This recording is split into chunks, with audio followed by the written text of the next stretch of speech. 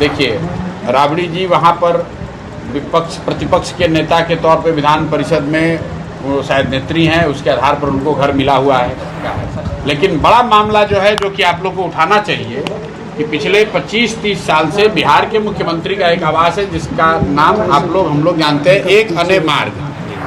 और पहली बार सम्राट चौधरी ने मुख्यमंत्री बनने के बाद उसके बगल में देशरत्न मार्ग, जो देशरत्न मार्ग का जो बंगला है, जो कि डिप्टी सीएम का था, उसको भी मुख्यमंत्री आवास में मिला दिया गया।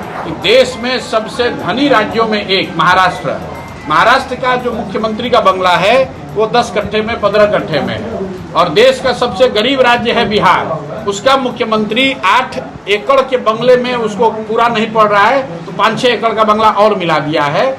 नमस्कार, लाइव सिटी देख रहे हैं आप। बिहार में बंगले पर सियासत कम होने का नाम नहीं ले रही है। राबड़ी आवास 10 सर्कुलर रोड, जिसे राबड़ी आवास के नाम से जाना जा रहा था, अब दूसरे नाम से जाना जाएगा, क्योंकि वहां पर बिहार सरकार के मत्स्य डेयरी और पशुपालन विभाग के मंत्री नंद किशोर राम अब निवास करेंगे। वह उनका आवास होगा। नोटिस जारी हो गया है, लेकिन राबड़ी देवी बंगला छोड़ने को तैयार नहीं है। ऐसे में प्रशांत किशोर, जो कि जनसुराज का संस्थापक है, उनसे यह जब सवाल किया गया तो उन्होंने सीधे तौर पर अलग ही दिशा दे दी।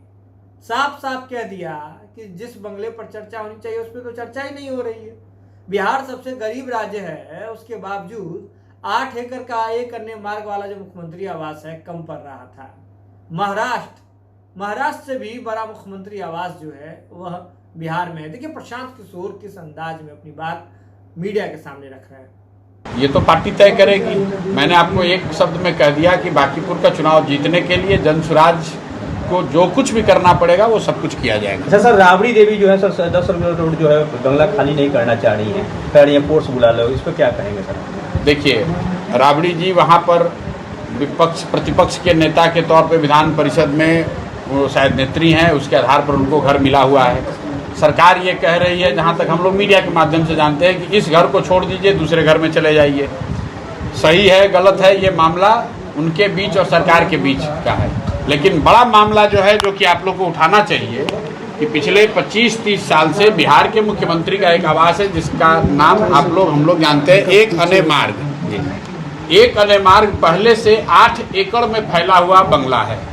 और पहली बार सम्राट चौधरी ने मुख्यमंत्री बनने के बाद उसके बगल में देशरत्न मार्ग, जो देशरत्न मार्ग का जो बंगला है, जो कि डिप्टी सीएम का था, उसको भी मुख्यमंत्री आवास में मिला दिया गया।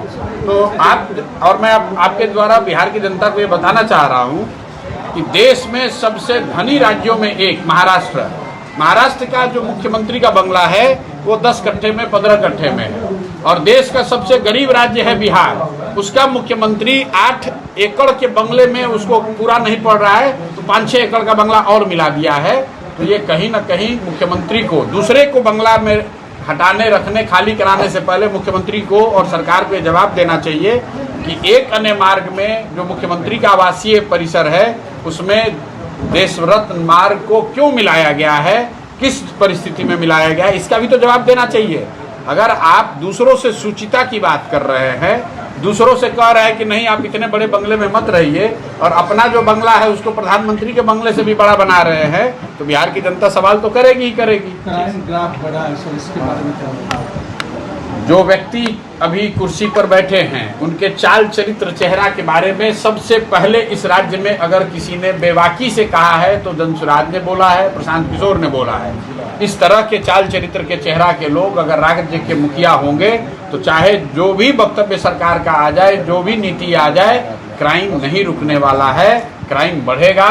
लेकिन बिहार की जनता ने इन्हीं लोगों को वोट दिया है, तो जो बोइएगा वो काटिएगा। गलत लोग को वोट दिए हैं तो गलत ही भुगतना पड़ेगा। मिडिल ईस्ट तनाव के बाद काफी लोगों के पॉकेट पर, जेब पर भारी पड़ रहा है खर्चा, महंगाई बढ़ गया, कैसे देखते हैं? कुछ नहीं देखते हैं। आगे चुनाव होगा, बोझ कम हो जाएगा।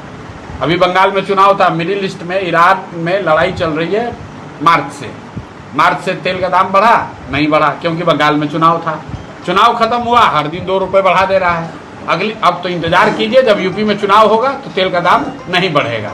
जब चुनाव खत्म हो जाएगा फिर दाम बढ़ाया जाएगा। और बिहार के लोगों को तो बात करनी ही नहीं चाहिए भाई। हम लोग तो ये फर्जी शराबबंदी के नाम पर यूपी के मुकाबले 10 रुपया लीटर पेट्रोल पर, डीजल पर ज़्यादा पहले से, आज से नहीं 5 बरस से दे रहे हैं।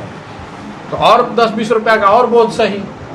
यहाँ पर तो लोग अंधभक्ति में लोग कह रहे हैं कि हम 500 रुपये लीटर भी देंगे लेकिन मोदी को वोट देंगे। तो दीजिए 500, आनंद लीजिए। बिहार की जनता को सर ममता बनर्जी ने धरना प्रदर्शन किया। उन्होंने कहा है कि अगर मुझे यहाँ धरना प्रदर्शन का मौका नहीं मिलेगा तो मैं दिल्ली में जाकर मुझे गोली मारना है, गिरफ्तार करना है, कर लो, लेकिन मैं धरना प्रदर्शन करूंगी।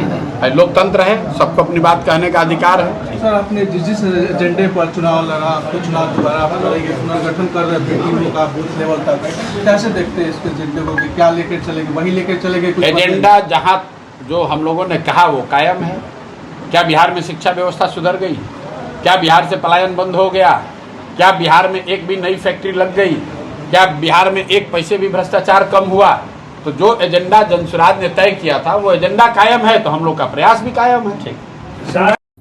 तो वीडियो देख लिया आपने। आपको बता दें कि प्रशांत किशोर ने सीधे तौर पर बिहार के मुख्यमंत्री सम्राट चौधरी पर हमला किया है। उन्होंने कहा है कि बिहार जैसे गरीब राज्य में एक मुख्यमंत्री का आवास अगर 8 एकड़ में पहले था, उससे अधिक उसे जो है बढ़ा दिया गया है।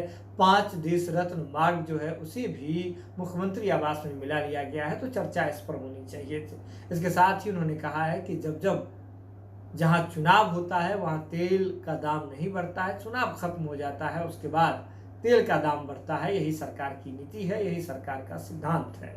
प्रशांत किशोर की बातों से आप कितना सहमत हैं, आप क्या सोचते हैं, बिल्कुल आप हमें कमेंट बॉक्स में लिख सकते हैं। यह खबर आप लाइव सीरीज के यूट्यूब पर देख रहे हैं तो आप सब्सक्राइब कर लें, फेसबुक पर देख रहे हैं तो फॉलो कर लें। जुड़े हैं लाइव सीरीज के साथ। खबर का सिलसिला लगातार जारी है।